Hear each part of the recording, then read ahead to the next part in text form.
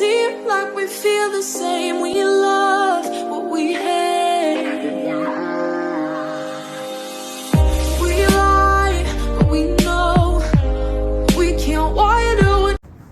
How can we share the precious gifts of faith?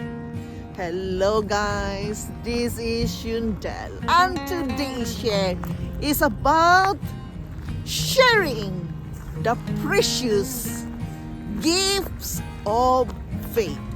Do you know that you have gifts in you that you can share to others? Have you noticed that? Have you know yourself that you have all the gifts that other people need? How can we share that precious gifts of faith? Of course, I am sharing this with you from my own reading these times, and understanding all these things is very difficult.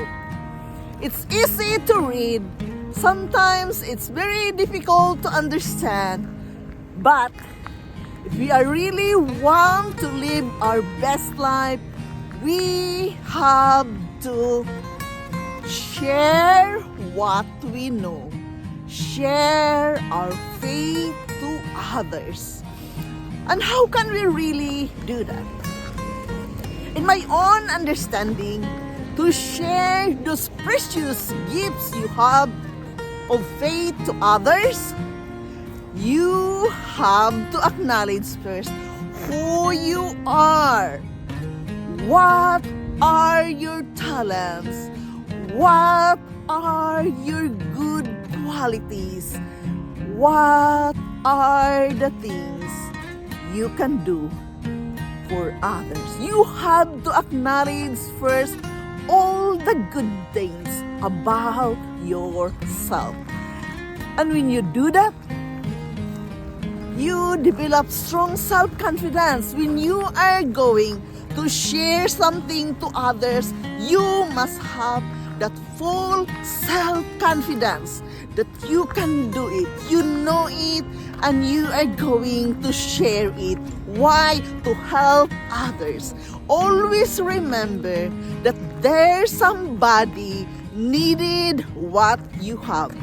And what you have, you can teach others. You can encourage others. You have the power in you to be a blessing to others. You have to acknowledge your own talents.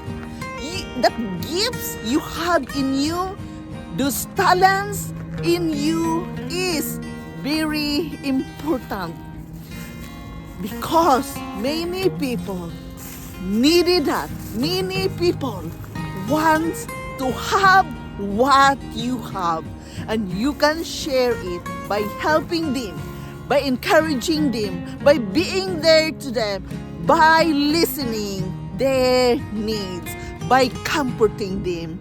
It's not always easy, as I said, but if you really want to live your best life, share your gifts to others. Sharing is caring. If you care others, you are going to do your best to be a blessing to others. You have to acknowledge that you are talented enough, you are good enough, and you have a lot of things what others need. So do not hesitate to share to others what is there in you. You can help others by being a good comforter to them, by being a good listener to them, by helping them to develop their own talents as well. As I understand that each and every one of us are born talented. We all have the talent we need to survive life. We need to be successful in life. All we have to do is to develop it, know what you are good at, and love what you do. Love what you are doing and keep on doing it again and again in order to master that thing. Yes, it is very important that we have to understand ourselves first. What are those gifts? What are those talents within you? And share it to others. You have faith in you, right? You have faith in God. You have faith in your family. Share that to others. There are many people need that. To share the precious gift of faith to others. Begin to be a friend with faith who prays for a coworker, who encourages a neighbor, gives help to someone in need. Know these people. You have to understand yourself that you have so many things you can share with others. Understand yourself that you are full of power. You are full of healing. You are full of freedom. You are full of victory. Your faith can lift them up and your words can speak life into them. You have to understand that you are a person full of victory. Your words is a powerful thing to them. God is counting on you to share the precious gift of faith you have to others. You have to show them your blessing you get from God. Show them your mercy over and over again and bringing them faith. Be a friend to them. Help them to have a heart that is always looking for opportunities to share our faith with others. We must be confident enough that we have the talent we need to share those precious gifts of faith for others. Be courageous to believe in yourself that you are full of power, you are full of healing, you are full of freedom, and you are full of victory. Believe in that in yourself. What you have, other people need that. So, don't be discouraged. Lift up yourself to be a blessing to others. When you can really do that, you feel good with yourself, you feel inspired with yourself, and you are living your best life, content and satisfied at the end of the day, because what you have shared to others. That is one of the key of living our best life. We must acknowledge who we are, what we are, and what are those talents and greatness within us. You have your own greatness within you. Share that to others. Share your precious gifts of faith to others by being friendly to them first. Know them, be friend with them, spend time with them, and be a good listener to them. I know it's just easy to say this, but it is difficult to do.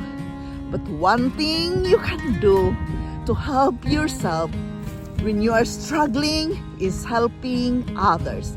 Even you are struggling, begin to help others in order for you to feel good with yourself.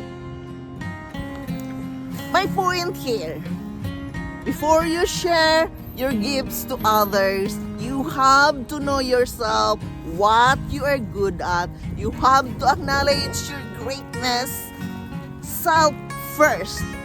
You have to acknowledge your talent.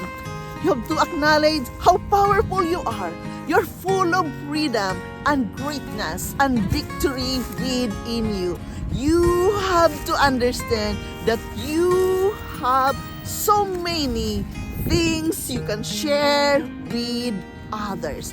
Know yourself first. When you know yourself, then you're confident enough to share what you have to others. Remember that sharing is caring. Yeah, there you are.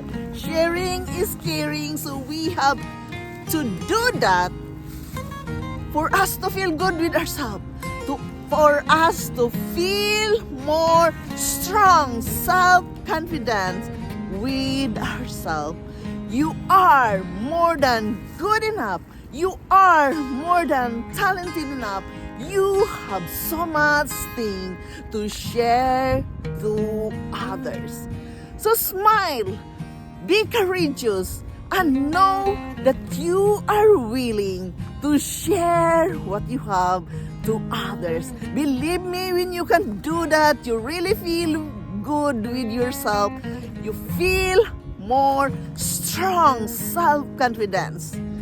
When you know what you are good at and still you are sharing it to others, really, it's a huge, huge thing to help yourself to be more stronger of your own self-esteem. This is Shuntel. Thank you for listening. Thank you for dropping here in my channel. I am very grateful to each and every one of you. I love you all and bye-bye. Like we feel the same.